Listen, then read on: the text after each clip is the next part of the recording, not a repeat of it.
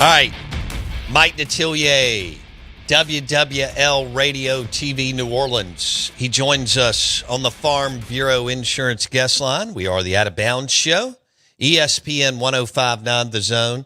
Your next video wall for your school, your business, your arena is powered by Sound and Communications. SoundComAV.com.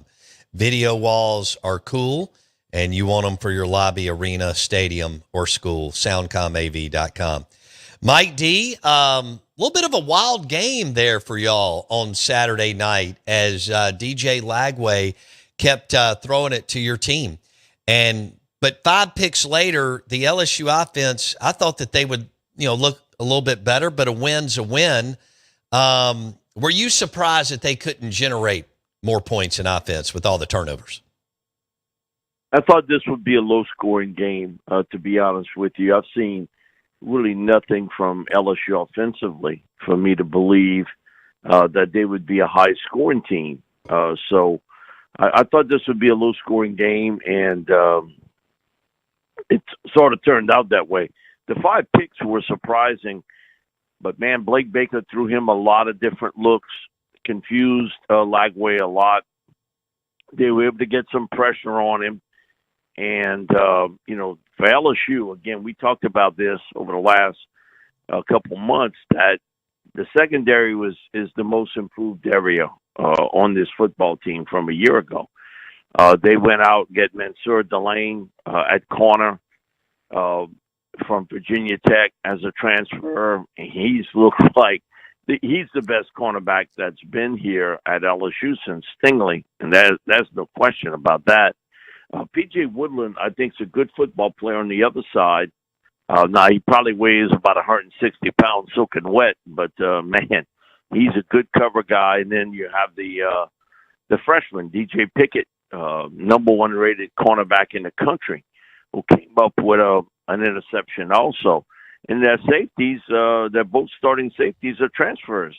Halsey was a transfer guy from Houston. You got a transfer from North Carolina State. Deshaun Spears was here last year and saw playing time. But, again, this is a new-look secondary for LSU, and they got it done. And ball hits their hands, they catching it. That's the one thing in the past. Maybe it might have been a knockdown or a drop, but now they're coming up with an interception. I think what Blake Baker has done with the defense is really telling. Yeah. And being able to get a lot of pressure from the front unit, drop 6 to 7 in coverage, and Lagway was confused a lot, and you could tell just by the way he was throwing the football. A couple of times looked as though he was just trying to throw it away, and it gets picked off. But offensively, they've really had nothing they can really hang their hat on. The running game's been erratic. The passing game, I think there's still some work there, certainly to be done with Nussmeier and some new pieces there with Barrion Brown from Kentucky, Nick Anderson from Oklahoma, Bauer Sharp, the tight end from Oklahoma, and an injury to Trey'Dez Green, who was a big part of their offense. An offensive line, you got 5 new starters. So, no, it didn't really surprise me at all that this would be a low-scoring game. It did surprise me that Lagway had played a big part in kind of handing them that many turnovers in a football game. He turned the football over 5 times. Come on, you're not winning nothing. And these games have always been close. It's one of the better underrated rivalries in college football. Yeah. LSU, Florida. Some of the best games I've seen. I've been to LSU, Florida, to be honest with you. Sure. Well, were you so a win's a win, as you know, Mike D. And as Brian Kelly told us after the game, were you surprised at the back and forth with Brian Kelly and the media guy? And then were you surprised that Brian Kelly came out after getting mad about it and said what he said yesterday, Mike D? Brian's a bit of an actor. Come on. People have figured that out long ago. That pounding on the fist that he did, against US when they lost to USC, this sort of kind of snap. Come on, they all are. Every coach up there, he's got a bit of an actor in him, and so it's Brian Kelly being Brian Kelly. Didn't surprise me at all that he would react that way. And Brian always has a bit of an edge to him as a coach, but no, really didn't at all. The same guy, and we've had him on a few times, but, if you meet up with you somewhere, man, I'd love to come on with you guys at WWL. Just give me a call anytime. And we probably have him on maybe 4 times in the last 2 years. Wow. So, it's the actor. It's the actor. That's great. Hey, I get it. That's just kind of part of who he is as a coach. And so you accept it, that he's going to have that every once in a while, that little bit of a tirade, and then, everything's good. Yeah, I was surprised that he walked it back a little bit. But were you because he didn't mean it. He didn't mean it in the first place. I think this is him trying to protect his offensive team. All coaches try to protect their own guys. Good grief, yes. Okay, that's the deal. He's trying to protect his offense. He knew his defense and his special teams, and especially his punter, Chadwick, really won that game for him. Really, really did. And so he's trying to protect his offense. And, I guess for him, he just went a little over the top. And so for him to apologize to Michael Cobble, Michael's a good dude. He asked a question most guys in that press conference would have asked. Most people would have asked him at that point. And, Brian just sort of lost it a little bit. But again, you got to understand the guy. Before he even came here, I was told by numerous people that had covered him at Notre Dame, hey, wait, get ready, because he's got that little bit of an actor in him, that he'll get mad at certain things and then sort of play it back off. It's just hothead. He's been as scripted. Okay. Well, okay, the flip side is he's winning. And so do you think that this weekend you got another warm-up game, and then the drill, you go to Oxford, in which will be a wild game, and y'all have had some wild games against each other even the last couple of years. Do you think this offense, where do you think this offense can go eventually, Mike D? It's certainly got to get better, and a lot of it has to do with line play. But, you think about, there are certain points where you're going to have to win a certain way. And LSU, for now, is going to have to win on their defense, on their special teams, and occasionally hitting a big play. That's how they're going to win. Can this offense evolve later on? Possibly. But there comes a point, Bo, where you are who you are.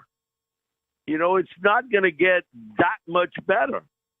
So can it get better? Yes. There's no question. And I think a lot of that has to do with offensive line play and giving Nussbaum better time and giving him an opportunity to hit a big play in the running game. For me, I would try to utilize more to have a blocking fullback to help in the running game. Jack Pyburn, who was a defensive end on that big running play, Jack was the lead blocker.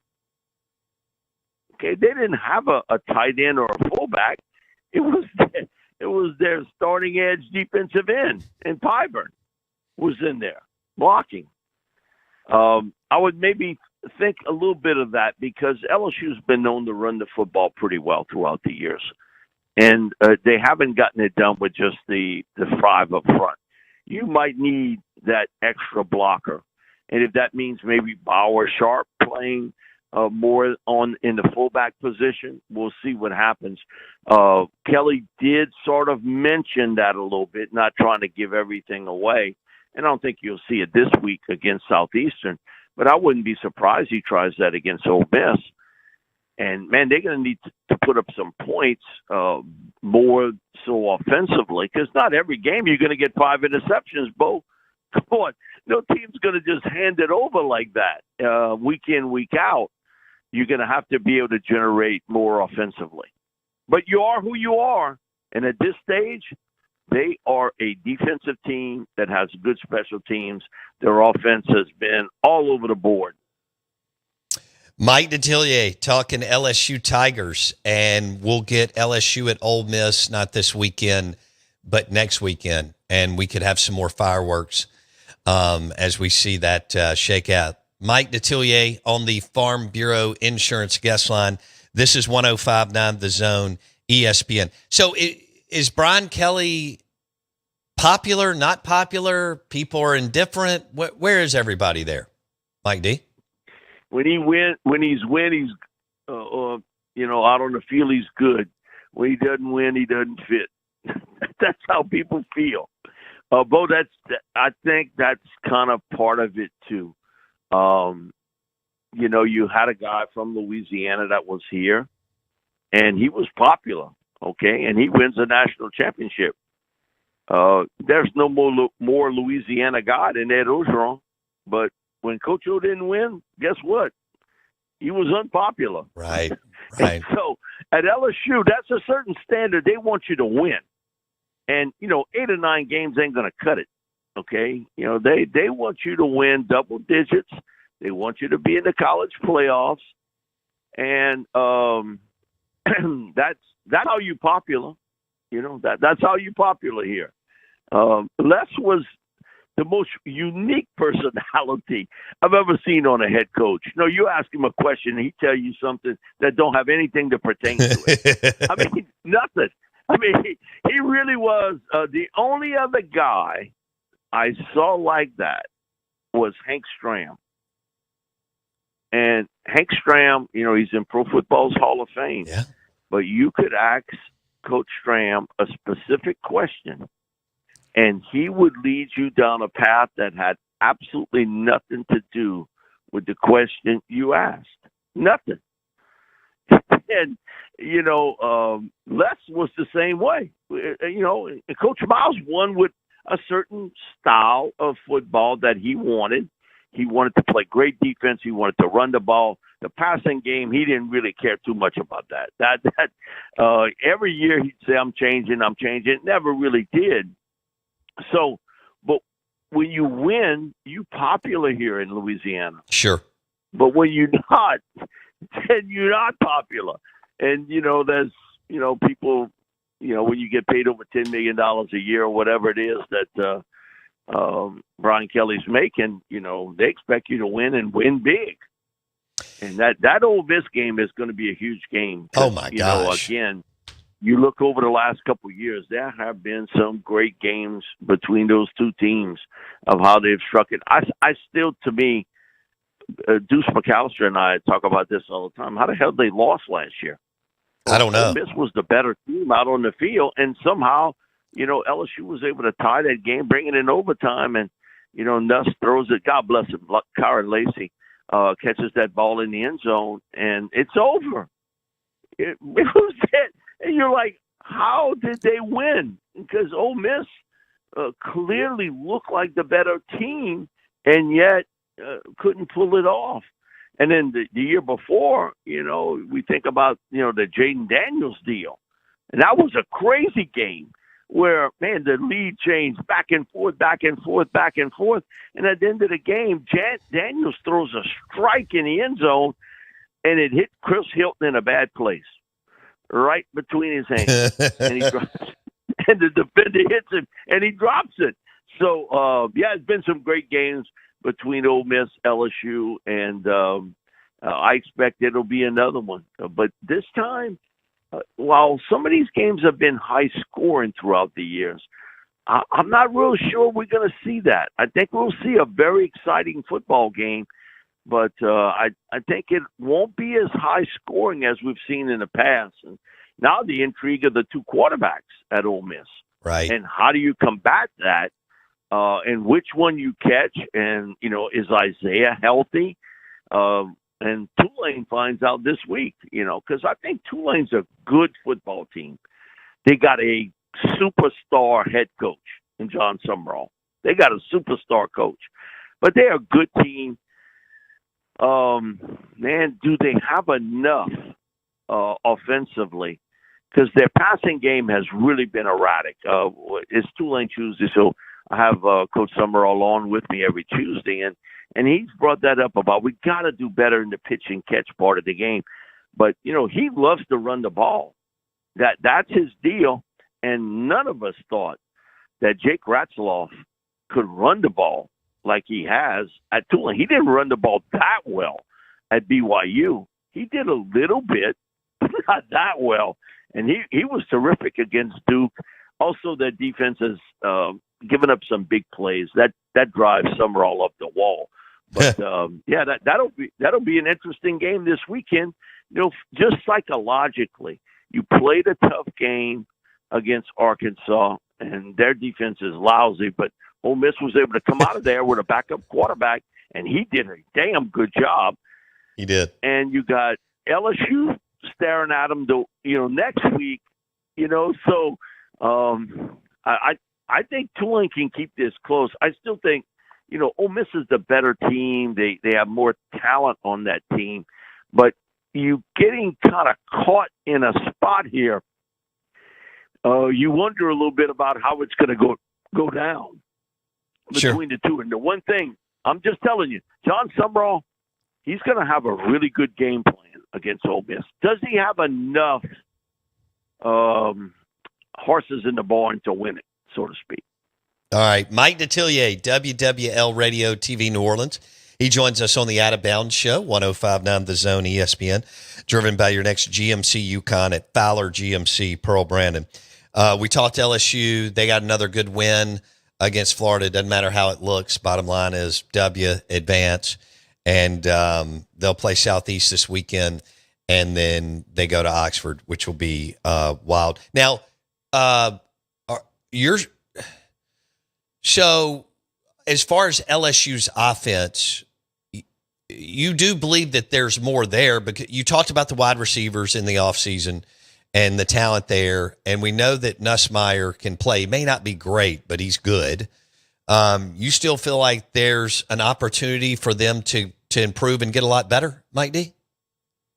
I think they can get better, but, I'll look at it. Where's Chris Hilton been? All offseason, that's all we've heard about.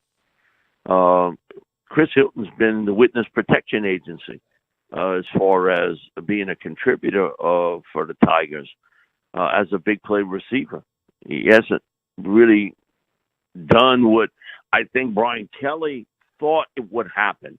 In fact, this week he made a point of interest is we have to get Chris Hilton more involved offensively. Okay.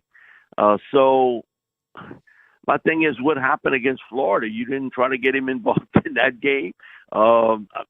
It's puzzling because, Bo, I think most people feel like what you do, there should be more to it, and yet it has not come together yet. Will that happen? Probably. How it happens and when it happens is the question mark. But that's way too much individual talent for them not to be a better team on the offensive side of football. Mm-hmm. And that always tells me when you're not doing that, a lot of that has to do with what you have up front along the offensive line. Mm-hmm. Okay. All right.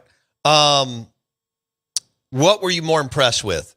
Georgia at Tennessee and Georgia winning, or A&M at Notre Dame and A&M winning?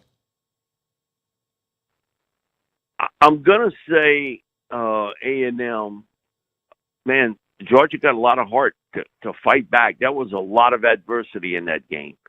And they were able to fight back and end up winning that football game. But, Georgia has dominated that series against Tennessee. Right. You look at it through over the last 7 or 8 years, they've been a dominant team against them. And the games haven't been close. This was at least a really close game. Tennessee's going to look back and say, how did we lose this game? How did we lose it? It's almost like the Ole Miss LSU game of a year ago. Okay, we had so many things go right first, and then you had a few things go wrong, and poof, it's gone. A&M, hostile territory, winning that game was impressive. And, again, you had to have a few things go right, and no matter what, people don't believe this, but it's true. In life, you got to have a little bit of luck. Okay, people say, well, you make your own luck. They full of, what, sometimes you got to have a little bit of luck. And A&M had a little bit of luck in that game. They fought back. You had a blotched extra point, and then be able to come back and hit a fourth down play to win that game. A&M showed a lot of heart in that football game. They've got some talent on the offensive side to football. I think with Elko, he sort of mentioned this a few times in the offseason about, I don't know how we're going to play on defense. And that's his baby. Okay, that's his side of the ball. But offensively, man, they've got speed that is eye-catching at wide receiver and in the return game. And, man, Reed at quarterback, he showed a lot of poise in a very difficult place to play and ended up with the W there. So I was more impressed with what I saw with A&M with that big win over Notre Dame. And, boy, you talk about a guy that's kind of fallen from grace, Marcus Freeman. Yeah. And okay, you lose 2 games the way they lost it. It's still staggering to me, the game plan that they had against Miami of Florida. I never understood what they were trying to do offensively in that game. I know he's a defensive-oriented coach, but this game was a little bit different, that you kind of had it boxed up, and, man, it got away from you. And they may run this through, Bo. They may go the entire schedule and not lose another game. But, man, the first 2 games, you see some holes on that Notre Dame team, and surprisingly, on defense. Mike Detillier, WWL Radio TV New Orleans. LSU and Ole Miss getting ready for the big matchup. Not this weekend, but next weekend. Mike D, we appreciate it. Thank you, man. Thank you, Bo. Appreciate it. At Mike Detillier on Twitter. He's the best. Brought to you by Sound and Communications. For your next video wall, for your business, your school, your hospital lobby, or your conference room, or your arena, or your gym, powered by Sound and Communications. SoundComAV.com. We've got some great texts that we need to hit on the other side.